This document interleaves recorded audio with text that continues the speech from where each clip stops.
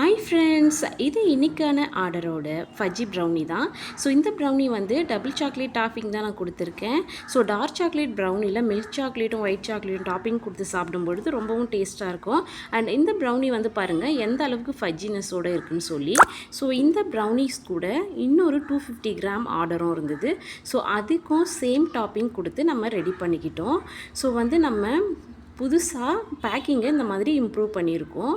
So இந்த மாதிரி நம்ம இண்டிவிஜுவல் ஒவ்வொரு பீஸையுமே சிங்கிள் கவரில் போட்டு பேக் பண்ணி கொரியர் பண்ணும்பொழுது உங்களுக்கு பீசஸ் டேமேஜ் ஆகாது அண்ட் எவ்வளோ நாள் ஆனாலும் ஃப்ரெஷ்ஷாகவே இருக்கும். ஸோ அதுக்காக தான் நம்ம இந்த மாதிரி பேக் பண்ணியிருக்கோம்.